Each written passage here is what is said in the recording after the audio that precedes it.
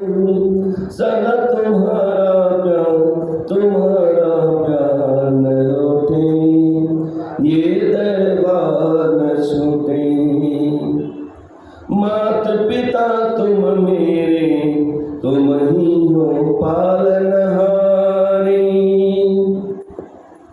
तुमसे मिला है जीवन, तुम ही हो लाज हमारी, तुम ही हो लाज हमारी। इनकी सेवा कर न सके तो, इनकी सेवा कर न सके तो जीवन है बेकार। तुम्हारा प्यार न रोते, तेरा दरबार न छूटे, तेरा दरबार न छूटे, मेरा परिवार न टूटे। इस धरती पर स्वर्ग से सुंदर है तेरा दरबार, इस धरती पर स्वर्ग से सुंदर है तेरा दरबार। हम पर रहे बरसता यूं ही सदा तुम्हारा प्यार न रोते, तेरा दरबार न छूटे, तुम्हारा प्यार न रोते, मेरा परिवार न टूटे। मात की जय। ईश्वरे सर्वभूतानां सर्वकारण कारणं, शर्म कामार्थदा शांता, सुख सेव्या दयान्विता। नामोच्चारण मात्रेण वांछितार्थ फलप्रदा, देवेन आराधिता पूर्वं ब्रह्मा विष्णु महेश्वरै, ब्रह्मा विष्णु महेश्वरै। देवी भागवत के अंतर्गत तीसरे स्कंद में व्यास जी महाराज जन्मेजय को समझाते हुए कहते हैं, जन्मेजय वास्तव में माता आदि शक्ति जगदम्बा संसार में सर्वत्र व्याप्त है, सभी कारणों के कारण है। संसार के सभी प्राणियों को शांति देने वाली है, सुख देने वाली है, क्योंकि माता आदि शक्ति जगदम्बा के अंदर दया का भाव हमेशा बना हुआ होता है। केवल नाम उच्चारण करने मात्र से प्राणियों को समस्त मनोवांछित फल की प्राप्ति हो जाती है। जरूरी नहीं है कि आपके पास बहुत सारे मंत्र ही आते हो, बहुत सारा ध्यान मुद्रा आता हो, यह आवश्यक नहीं है। केवल भावना के द्वारा आप प्रेम से माता आदि शक्ति जगदम्बा को बुलाते हो, चाहे भले ही उसमें बहुत सारी त्रुटियां हो, परंतु अगर भावना के साथ एक बार अस्पष्ट आवाज में भी आपने माता को बुलाया तो माता आदि शक्ति जगदम्बा प्रकट होती हैं और आपकी सारी इच्छाओं को पूर्ण करती हैं। पूर्व काल में एक ब्राह्मण ने अस्पष्ट शब्द में केवल भाव से मां को पुकारा था और केवल पुकारने मात्र से माता ने उस महामूर्ख को महापंडित बना दिया। जन्मेजय ने पूछा कि महाराज किस प्रकार से एक महामूर्ख को माता ने महापंडित बना दिया। व्यास जी कहते हैं कि यह कथा कई सारे स्वरूपों में होकर मेरे पास आई है, मैं तुम्हें बता रहा हूं। एक बार कौशल में एक ब्राह्मण हुआ करते हैं। ब्राह्मण को काफी समय तक कोई संतान की प्राप्ति नहीं हुई। संतान की प्राप्ति नहीं हुई, बहुत प्रयत्न किया, बहुत सारे पूजा पाठ वगैरह किए, सब संतान की प्राप्ति नहीं हुई तो वह अपने गुरुजी के पास आए। गुरुजी से कहते हैं कि महाराज, जैसा कि मैंने शास्त्रों में जाना है, पत्रम बिना गति न अस्ति हस्तजायते ध्रुवम्, तो क्या वास्तव में मेरी मुक्ति नहीं हो पाएगी? क्या वास्तव में मुझे संतान की प्राप्ति नहीं हो पाएगी?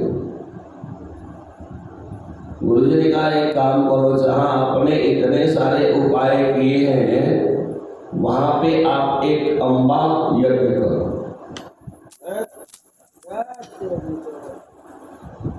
एक अम्बा यज्ञ करो और उस यज्ञ में पूरे मन से समर्पित होकर के जब आप यज्ञ को करोगे तो उसका पुण्य फल आपको निश्चित रूप से प्राप्त होगा ही होगा। ब्राह्मण के मन में बात बैठ गई और उन्होंने बहुत सारे विद्वान ब्राह्मणों को बुलाया और बुलाने के बाद अम्बा यज्ञ करवाना प्रारंभ किया। तो जितने भी ब्राह्मण आए हुए हैं सबके अलग अलग कार्य दिए गए हैं। उसमें गोविल होते हैं जो उद्गाता है, पैलम मुनि है जो प्रस्तोता है, एक और ब्राह्मण है उनको अधर्वाइयों बनाया गया है, एक दूसरे हैं जिनको होता बनाया गया है। सबका काम अलग अलग दे दिया है।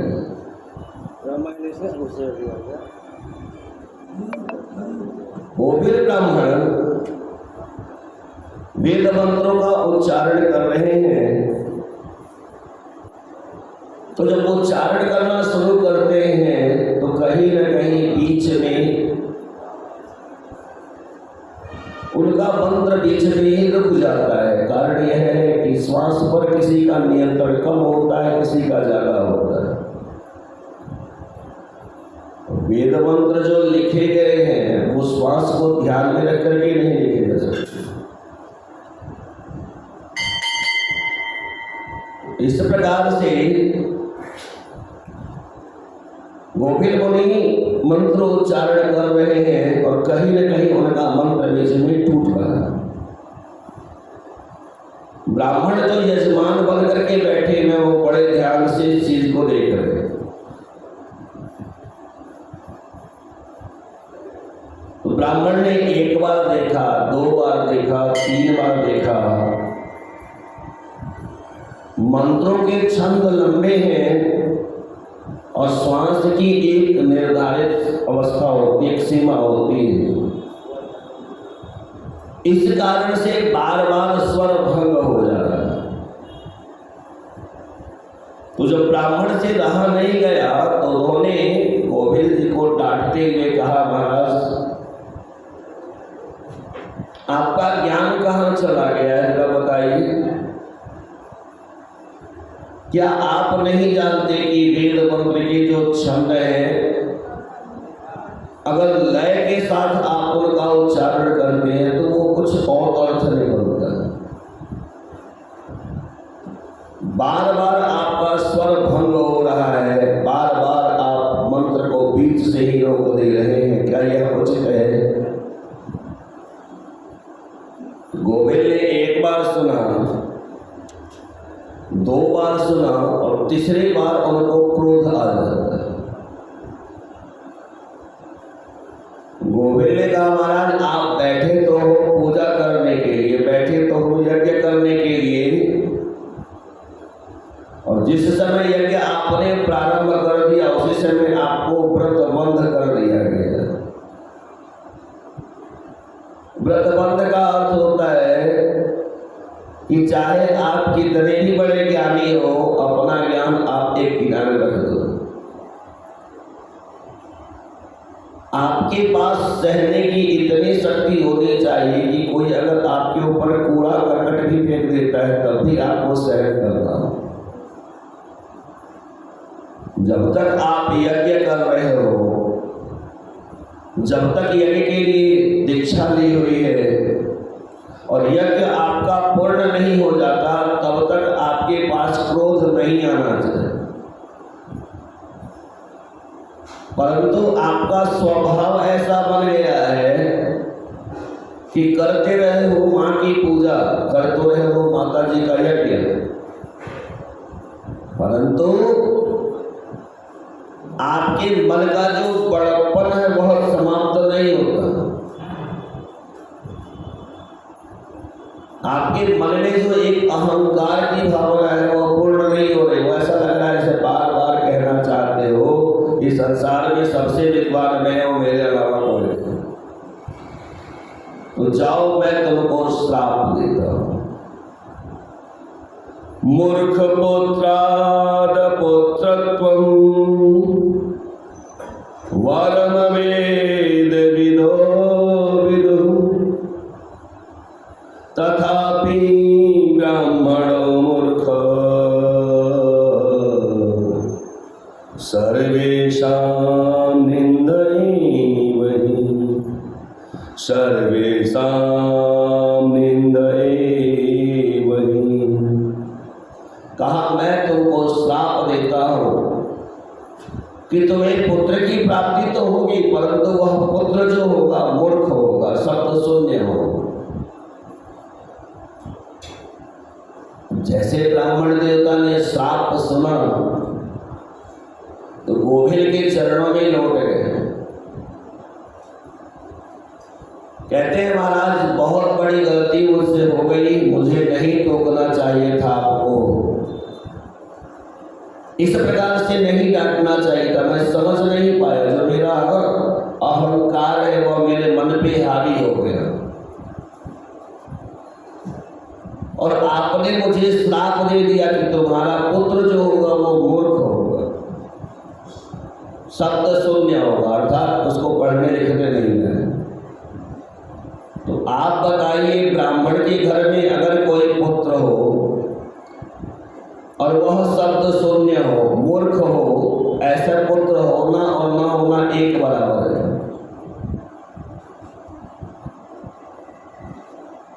कहते हैं कि ब्राह्मण अगर वेद से विहीन हो, मंत्रों का ज्ञान नहीं रखते हो, ऐसे ब्राह्मण को दूर से ही जय श्री राम कर देना चाहिए।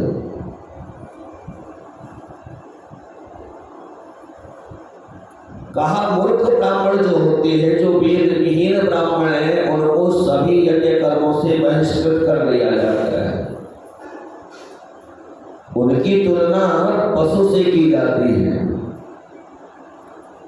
तो आप बताइए ऐसे मूर्ख ब्राह्मण को लेकर के मैं क्या करूं?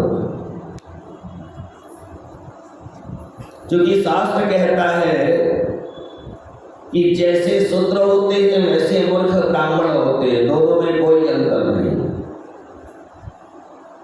मूर्ख ब्राह्मण की न पूजा की जाती है, ना ही उनको दान देना चाहिए और वो सभी कर्मों के लिए निंदनीय माने जाते हैं। तो महाराज बताओ अब मैं क्या करूं? ऐसे पुत्र को लेके करूंगा क्या? व्यास जी कहते हैं हे जन्मेजय, जब इस प्रकार से प्रार्थना की ब्राह्मण ने तो गोभिल का मन शांत हो गया। पहले मन में बहुत सारा आवेग भरा हुआ है, परंतु जब ब्राह्मण देवता ने प्रार्थना करने शुरू कर दी तो मन शांत हो गया। क्यों? इसलिए क्योंकि संतों का जो स्वभाव होता है वह जल की तरह होता है। जैसे जल को आप अग्नि के ऊपर रख दो तो वह गर्म हो जाता है, और जैसे ही आप अग्नि से नीचे उतार के रखते हो धीरे धीरे वह जल जो है वो ठंडा हो जाता है। ऐसे संतों का स्वभाव होता है। गोविंद ने कहा महाराज जो श्राप मैंने दे दिया उसको वापस तो नहीं लौटा सकता। हाँ, लेकिन एक बात है, आपके पुत्र के जीवन में कोई एक ऐसी घटना होगी जिसके कारण आपके पुत्र के मुख से माता आदि शक्ति जगदम्बा का नाम अनुस्वार रहित प्रकट होगा और वहीं से आपके पुत्र का कल्याण हो जाए। इतना कह के गोभिल यज्ञ को पूर्ण करवा के चले गए। सारे ब्राह्मण अपने अपने घर चले गए। कुछ समय के बाद ब्राह्मण के यहाँ एक बड़े सुंदर पुत्र ने जन्म लिया। नाम रखा गया उतथ्य। जैसा कि श्राप मिला हुआ है, उतथ्य बचपन से ही शब्द शून्य थे। पिताजी ने इतना समझाने का प्रयत्न किया, इतना पढ़ाने का प्रयत्न किया, परंतु उतथ्य समझ नहीं पाए, पढ़ नहीं पाए। बहुत प्रयत्न किया पढ़ाने के लिए, लेकिन पढ़ नहीं पाए। अंत में थक हार करके ब्राह्मण देवता ने उतथ्य को गुरुजी के यहाँ भेजा। हो सकता है गुरुजी ज्यादा ज्ञानी है, कुछ समझा सके, कुछ पढ़ा सके, परंतु जिसके ऊपर ब्राह्मण का श्राप है उसका क्या किया जा सकता है। अब उतथ्य गुरुजी के यहाँ पहुंचे, बहुत दिनों तक गुरुजी के पास रहे, परंतु ये शब्द सुनने ही रहे। कितना भी गुरुजी ने पढ़ाने का प्रयत्न किया, इनके समझ में बात नहीं है। अंत में गुरुजी ने भी यह कह के अपना पल्ला झाड़ लिया कि भाई मैं तुमको कितना भी प्रयत्न करूं, पढ़ा नहीं सकता हूं, वापस जाओ।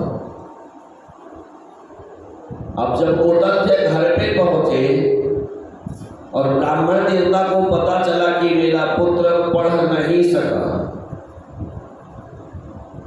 पिताजी ने भी तुत्कार करके उतथ्य को घर से बाहर निकाला।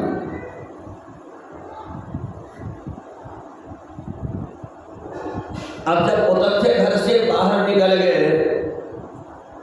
तो ना ही वह वेदा अध्ययन जानते थे, न जप जानते थे, न ध्यान जानते थे, न देवता का पूजन जानते थे, न आराधना जानते थे, कुछ नहीं पता।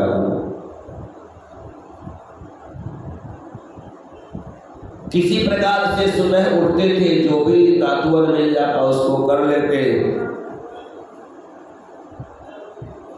गंगा जी में स्नान कर लेते थे बिना मंत्र बोले, गंगा जी के नाम का उच्चारण भी नहीं कर पाते थे। स्नान कर लिया, जो भी मिल गया वो खा लेते। इसी प्रकार से बड़े कष्टप्रद ढंग से उनका जीवन चल रहा। जब तक उतथ्य एकांत में होते तो मन में विचार करते, क्या मेरा जीवन ऐसे ही बीत जाएगा? मैं इतना बड़ा अभागा हूं कि पिताजी ने भी मुझे पढ़ाने का प्रयत्न किया, गुरुजी ने भी मुझे पढ़ाने का प्रयत्न किया, परंतु मैं कुछ भी सीख नहीं पाया। ऐसा लगता है कि जैसे पूर्व जन्म में मैंने कोई भी दान नहीं किया, ना ही किसी ब्राह्मण के बालक को एक पुस्तक का दान करके दिया, ना ही किसी ब्राह्मण को पंचांग वगैरह दान करके दी, ना ही पुराणों का दान किया। तो जब मैंने विद्या का दान ही नहीं किया तो मुझे विद्या की प्राप्ति हो तो कैसे हो? अब ऐसा लगता है जैसे मेरा जीवन ऐसे ही बीत जाए। कुछ समय बीता, फिर उतथ्य ने मन में विचार किया कि जब मुझे कुछ नहीं आता, न यज्ञ आता है, न जप आता है, न ध्यान आता है, न पूजा आती, कुछ भी नहीं आता, क्या करूं? उस मन में विचार करने लगे, सोचने लगे, जब मुझे कुछ नहीं आता है तो मुझे सत्य बोलना चाहिए, क्योंकि संसार में जीव अगर असत्य भाषण करता है तो उसके पीछे कुछ न कुछ कारण होता है। या तो वह अपने लिए असत्य भाषण करता है या अपनों के लिए असत्य भाषण करता है। थोड़े से लाभ के लिए लोग असत्य भाषण करते हैं, भले ही वह लाभ अस्थायी हो अथवा न हो, परंतु असत्य तो बोलते ही। परंतु तथ्य ने मन में विचार किया, मैं असत्य नहीं बोलूंगा, केवल सत्य के व्रत का पालन करूंगा और यही मेरी तपस्या है। लोमश ऋषि कहते हैं, इस प्रकार से तथ्य ने सत्य को बोलना प्रारंभ कर दिया, केवल सत्य बोलते और कुछ नहीं, वही उनकी तपस्या। और सत्य के लिए कहा गया है, सत्य बराबर तप नहीं, झूठ बराबर पाप, जाके हृदय में सत्य है, ताके हृदय। तो जैसे उन्होंने सत्य रूपी तपस्या करनी शुरू की, प्रारंभ की, उसके बाद धीरे धीरे अगल बगल जो लोग हैं, जो आश्रम है, सबके बीच में यह बात फैल गई कि यह जो महात्मा जी हैं, यह सत्य रूपी तप करते। तो लोग उतथ्य नाम भूल गए और इनका नाम रख दिया गया सत्य तपा। सत्य तपा नाम रख दिया गया, सत्य का पालन करते चले जा रहे हैं। संजोग से एक दिन की बात है, एक छोटा सा कुटिया बनाया हुआ इन्होंने, जिसमें केवल घास और फूस को इकट्ठा करके ऊपर छप्पर डाला गया।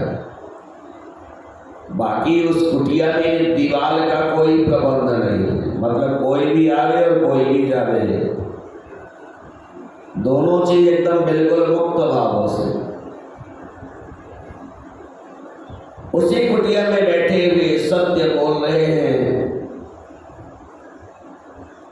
अपने पूर्व कर्मों पर विचार कर रहे हैं। और तब तक देखा एक जंगली सूकर प्रकट हुआ, उसके हृदय में एक तीर धंसा हुआ है, रक्त निकल रहा है, और देखते ही देखते सामने झाड़ियों में विलुप्त हो जाता। कुछ समय के बाद वहीं पर एक शिकारी प्रकट हो गया। शिकारी विशाल काय शरीर, काला कलुटा बदन, ऐसा लगता है जैसे साक्षात यमराज प्रकट हुए।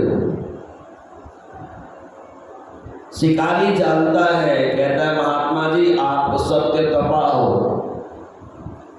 आप कभी झूठ नहीं बोलते,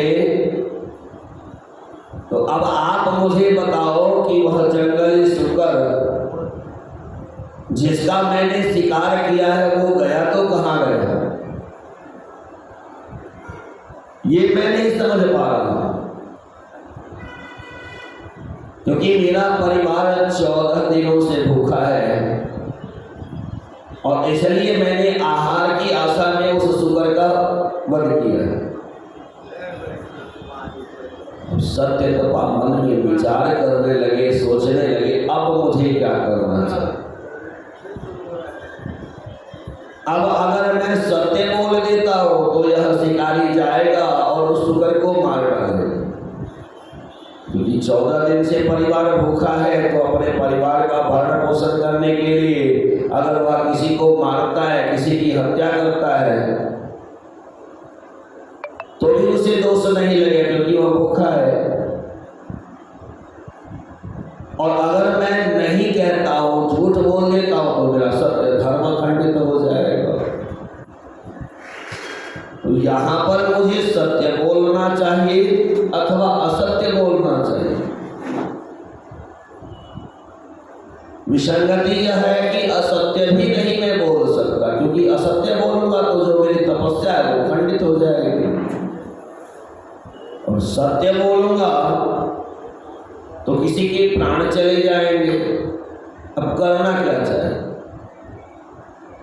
तो जिस समय शूकर प्रकट हुआ है और शूकर के हृदय में बाण लगा हुआ है, रक्त निकल रहा है, तो दया के वशीभूत होकर के सत्यतपा ने 2 बार शब्द का उच्चारण किया था, ऐ। दयावश करके उन्होंने उच्चारण किया था,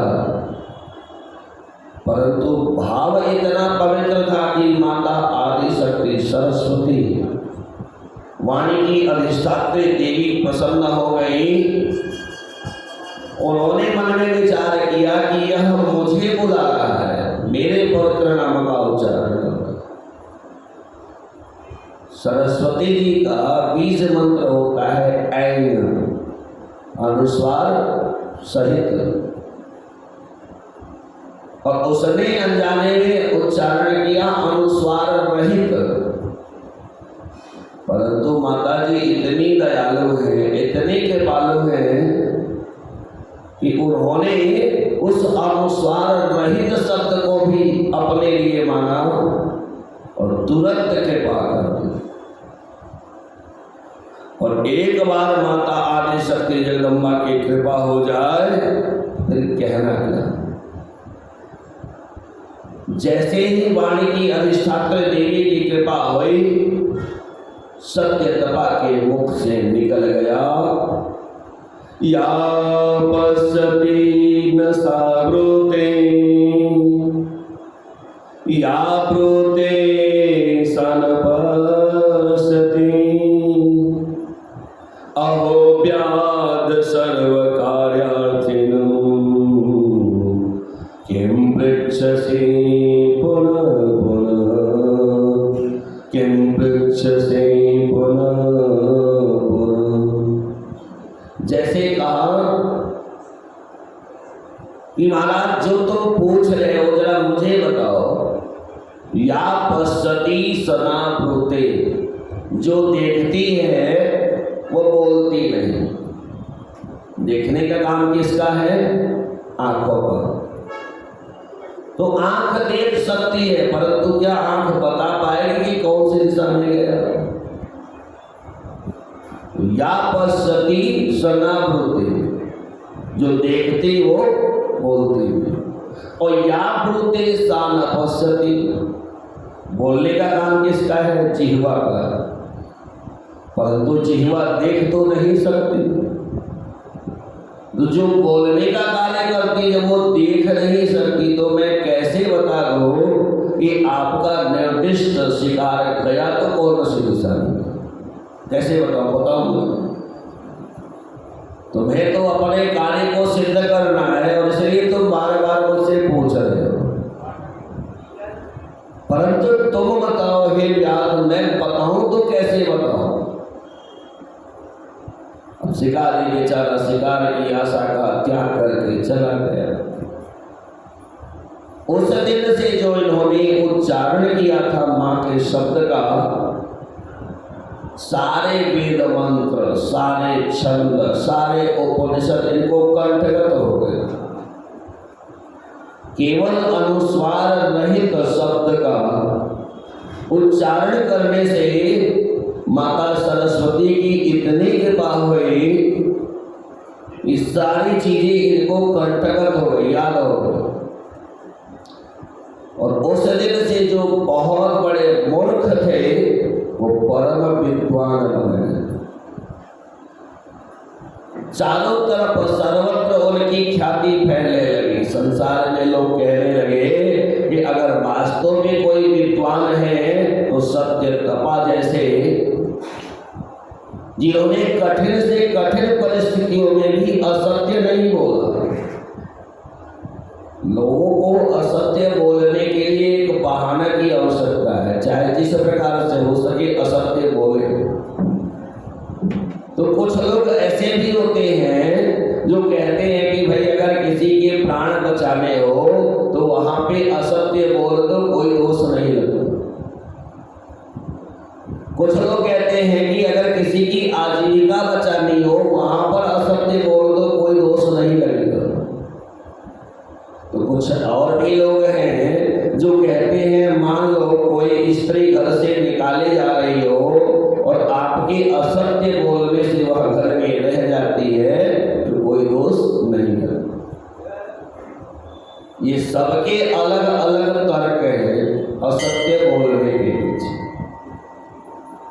परंतु वास्तविकता तो यह है कि असत्य प्रत्येक परिस्थिति में असत्य ही होता है। झूठ जो होता है वह प्रत्येक परिस्थिति में झूठ ही होता है।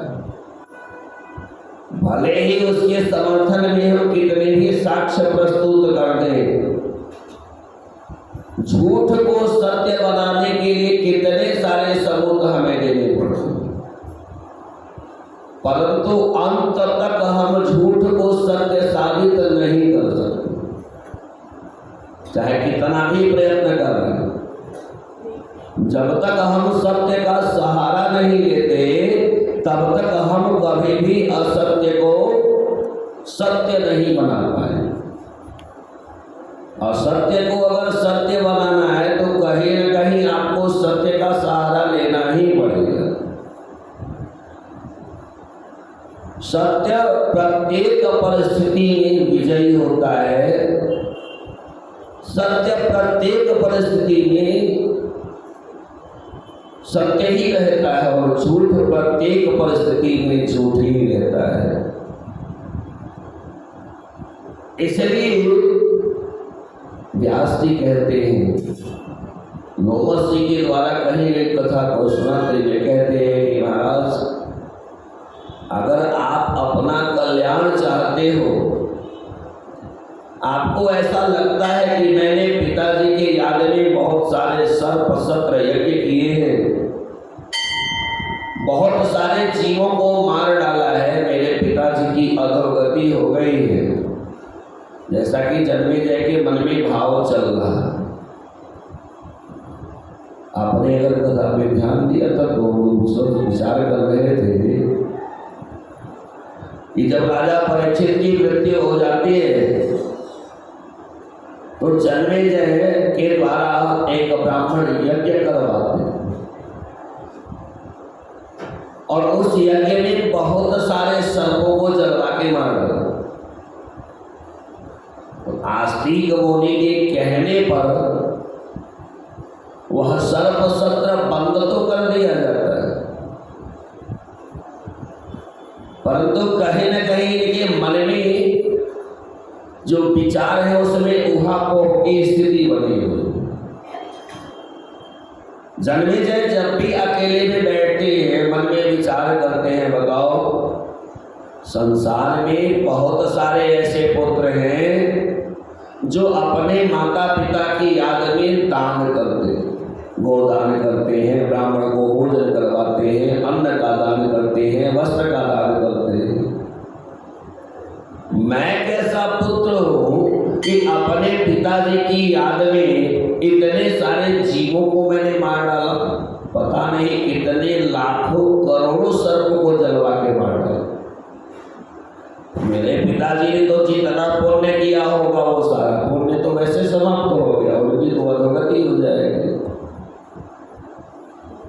क्या मैं इतना बड़ा नराधम हूं कि मैंने अपने जानबूझ करके अपने पिता की दुर्गति की व्यवस्था कर दी? क्या करूं समझ में नहीं आता। तब व्यास जी आए हैं और व्यास जी आने के बाद वो देवी भागवत की कथाओं को बता रहे हैं, समझा रहे हैं। इसीलिए व्यास जी अंत में कहते हैं कि महाराज, अगर तुमको ऐसा लगता है कि तुमसे बहुत बड़ा पाप हो गया है तो तुम उसका प्रायश्चित कर लो। कहा महाराज कैसे प्रायश्चित करो, बताइए रास्ता क्या है। कहा आप भी एक अम्बा यज्ञ करो, उसमें माँ की मिट्टी की मूर्ति बनाओ, उसका खूब अच्छे से श्रृंगार करो और बाकायदे जितना हो सके देवी सूक्त का पाठ। इस प्रकार से जब आप देवी सूक्त का पाठ करोगे तो आपके मन को भी शांत,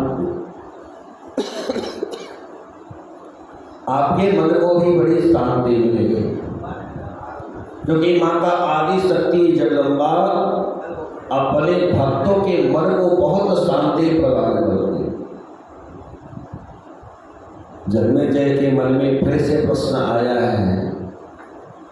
जन्मेजय कहते हैं, महाराज आपने ठीक कहा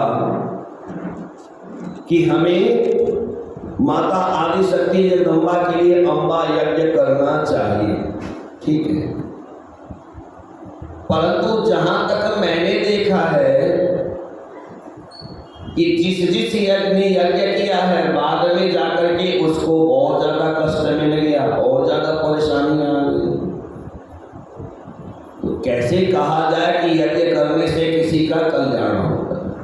उदाहरण दिया है, कहते हैं पांडवों ने इतना बड़ा राजसी यज्ञ किया और जैसे उनका यज्ञ पूर्ण हुआ उनको वनवास हो गया, 12 वर्ष का वनवास, 1 वर्ष का अज्ञातवास। पूर्व काल में बहुत बड़े राजसी यज्ञ को किया था इंद्र ने, और जैसे उनका यज्ञ पूर्ण हुआ उसके बाद उनकी गद्दी छीन ली गई, उनके ऊपर ब्रह्म हत्या का दोष भी लग गया। तो बताइए यज्ञ करने से किसका होगा? फिर तीसरी बात कही, कहते हैं बृहस्पति जी ने यज्ञ किया था और जैसे उनका यज्ञ पूरा हुआ उनकी पत्नी उनको छोड़ के चली गई। अब बताइए यज्ञ करने से किसका वाला होगा? व्यास जी कहते हैं यह जीव का स्वभाव है कि कभी भी अपने अंदर दोष को नहीं खोजता, कभी भी अपने अंदर की कमियों को नहीं देखता, केवल दूसरे की कमियों पर हमारी दृष्टि बार बार जाती है। आप जो यज्ञ कर रहे हो कभी भी आपने विचार किया कि आपका यज्ञ शुद्ध है अथवा नहीं? व्यास जी कहते हैं जन्मेजय याद रखो, यज्ञ में 3 प्रकार की शुद्धता होनी चाहिए। अगर वह शुद्धता है तब तो आपका यज्ञ पूर्ण है, और अगर वह शुद्धता नहीं है तो फिर चाहे आप कितना भी बड़ा यज्ञ कर लो आपका यज्ञ कभी भी शुद्ध नहीं हो पाए। क्या क्या शुद्धता होनी चाहिए? कहा यज्ञ में पहली शुद्धता होनी चाहिए द्रव्य शुद्धि। जो धन जो पैसा आप यज्ञ में लगा रहे हो वो आया कहां से? मान लीजिए आप रात भर डाके डालते हो और दिन में यज्ञ करते हो, तो आपको डाका डालने का फल मिलेगा कि यज्ञ करने का फल मिलेगा? विचार करो। रात भर जितने लोग जानते हो उनकी संपत्ति आप छीन रहे हो और सुबह को बढ़िया यज्ञ कर रहे हो, तो आपको उसका कोई फल मिलेगा? आप जो धन खर्च कर रहे हो यज्ञ में वो आया कहां से, वो महत्वपूर्ण है। अगर वह सही तरीके से आया है तो आपको सुफल मिलेगा, और अगर सही तरीके से नहीं आया है तो उसका प्रतिफल आपको अच्छा नहीं मिलेगा। उदाहरण में दे करके समझाया है। आप बताइए, पांडवों ने खांडव वन पाया था, भगवान श्री कृष्ण की कृपा से वह इंद्रप्रस्थ बन गए। आप कोई घर बनाते हो, घर बनाने के बाद कितने पैसे आपके पास बचते हैं क्या कि आप एक बहुत बड़े यज्ञ को कर सको?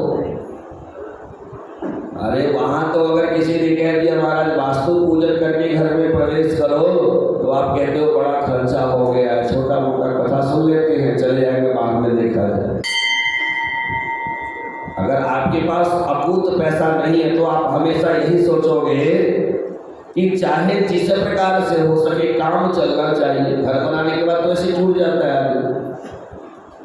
तो पांडवों ने जो इतना बड़ा घर बनाया, महल खड़ा किया, महल खड़ा करने के बाद इतना पैसा उनके पास था क्या कि वो यज्ञ कर पाते? फिर क्या किया? भाइयों को भेजा भगवान श्री कृष्ण की सम्मति से। भाई जाते किसी भी राजा के पास, भाई तुम या तो हमारे मित्र बन जाओ या तो हमारे अधीन हो जाओ। तो जो राजा मित्र बन जाते अथवा अधीन हो जाते उनसे धन ले लेते। भाई यज्ञ करना है तो चाहे सुख से दो अथवा दुख से दो, दे देते थे। और जो राजा ये कहते थे भाई मैं आपकी अधीनता स्वीकार नहीं करूंगा, उनके ऊपर आक्रमण करते। नहीं तो बताइए, जरासंध ने पांडवों का खेत काटा था। जरासंध का पांडवों से कौन सा बैर था? कहीं कोई बैर नहीं था, लेकिन केवल अब उनको अपने अधीन करने और धन लेने के कारण पांडवों के भाई भीम गए और जाकर के युद्ध कर दिए। तो इस प्रकार से जो यज्ञ में धन आया वह धन अनैतिक तरीके से आया, जबरदस्ती आया, इसलिए द्रव्य की शुद्धि नहीं गई। जबकि यज्ञ के लिए पहले शर्त है द्रव्य की शुद्धि। दूसरी शुद्धि है जिसको कहते हैं मन शुद्धि। संसार के प्रत्येक कार्य मन पूर्वक किए जाते हैं, इसलिए अगर आपका मन साफ है, आपका मन शुद्ध है, तो आप कोई भी यज्ञ करोगे, चाहे सात्विक यज्ञ करो, राजसी यज्ञ करो, तामसी यज्ञ करो। तामसी यज्ञ को तो छोड़ दीजिए, लेकिन सात्विक और राजसी यज्ञ भी करते हैं और मन के भाव अगर आपके शुद्ध हैं तो आपको अच्छा प्रतिफल मिलेगा। पांडवों के मन का भाव इतना शुद्ध है, आप अंदाजा इसी बात से लगा सकते हैं कि जब यज्ञ में काम का बंटवारा होने लगा तो जितने अच्छे अच्छे काम हैं सबने चुन लिए, है ना। और दो कार्य ब्राह्मण जो आएंगे उनका पांव कौन धुलाएगा और साफ कौन करेगा, पोछेगा कौन, और दूसरा जूठे पत्थर कौन उठाएगा, ये दो कार्य कोई नहीं करते। कितना भी बड़ा यज्ञ आपका हो जाए, परंतु भोजन करवाने के लिए सब तैयार हो जाएंगे, भाई हम भंडारा कराएंगे, भोजन करवाएंगे, सब मिल जाएंगे। लेकिन भोजन करवाने के बाद जो पत्तल उठाता है सबसे ज्यादा पुण्य उसको मिलता है। लेकिन वो काम करने के लिए किसी के पास समय होता है? वो काम करने के लिए हम एक आदमी विशेष रखते हैं, भैया आपको पत्तल उठाना है। हमें ऐसा लगता है कि वो छोटे हैं इसलिए हम उनसे पत्तल उठवा रहे, नहीं, सबसे ज्यादा फल उनको ही मिलता है। तो मन के भाव शुद्ध रहेंगे तभी हम यह कार्य कर पाएंगे। मन के भाव शुद्ध नहीं रहेंगे तो हम अपने आप को किसी से कम समझेंगे। हमें लगेगा बताओ हम इतने गए गुजरे हैं कि अब हम पत्थर उठाएंगे, अब हम इतने गए गुजरे हैं कि हम ब्राह्मणों के पांव धुलवाएंगे। तो फिर कभी भी आपका यज्ञ सफल नहीं हो पाएगा, चाहे कितना भी प्रयत्न करो। और तीसरा है क्रिया शुद्धि, द्रव्य शुद्धि, मन शुद्धि, क्रिया शुद्धि। आप कोई भी कार्य तब तक सफल नहीं हो सकता जब तक क्रिया शुद्धि नहीं हो। जो काम कर रहे हो शुद्ध तरीके से होना चाहिए, और वो कब होगा? जब आपका मन शुद्ध है। मन शुद्ध है तो क्रिया शुद्धि हो जाएगी, और अगर मन शुद्ध आपका नहीं है तो चाहे कितना भी प्रयत्न कर लो आपकी क्रिया शुद्धि नहीं हो सकती। तो मेरे बच्चे, व्यास जी कहते जन्मे हैं तो मेरे बच्चे याद रखना, आप कोई भी यज्ञ करते हो, कोई भी यज्ञ करते हो तो आपका मन शुद्ध होना चाहिए, तभी यज्ञ करने का पुण्य फल प्राप्त होगा। नहीं तो चाहे जितना प्रयत्न कर लो आपको यज्ञ करने का कोई भी फल प्राप्त नहीं होगा।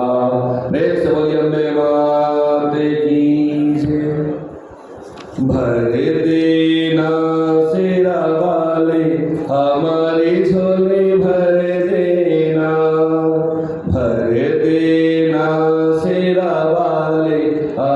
हमारी झोली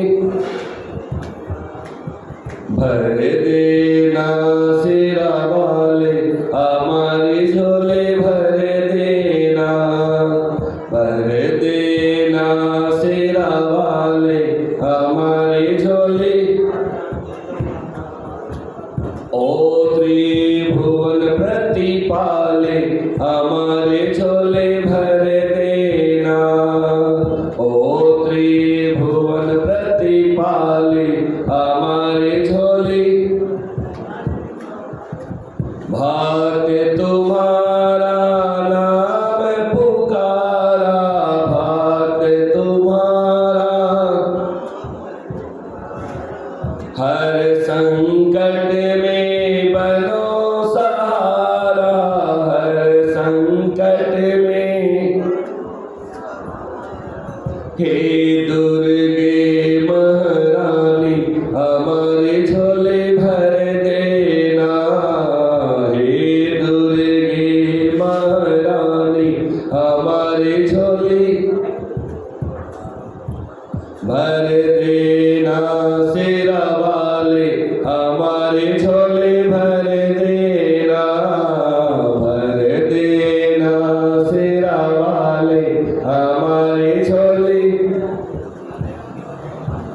भक्तों का मिटाओ अंधियारा, भक्तों का मिटाओ अंधियारा, कर दो माँ जग में उजियारा, कर दो माँ जग।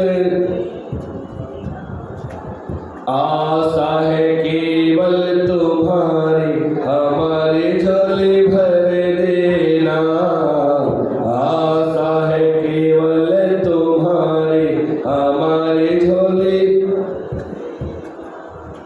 भर देना सिरा वाले, हमारे झोले भर देना, भर देना सिरा वाले, हमारे झोले।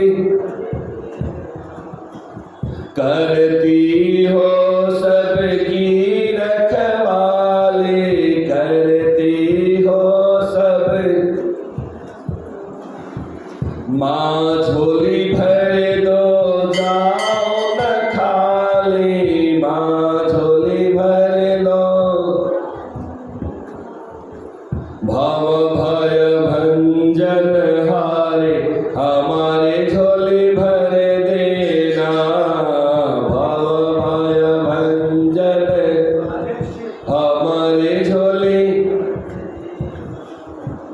भर देना सिरा वाले, हमारे झोले भर देना, भर देना सिरा वाले, हमारी झोली। नाम तुम्हारा दुखिया गाए, नाम तुम्हारा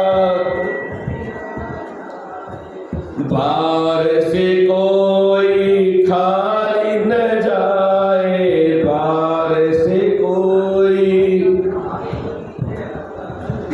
भक्तों की हितकारी, हमारे झोले भर देना, भक्तों की हितकारी, हमारे झोले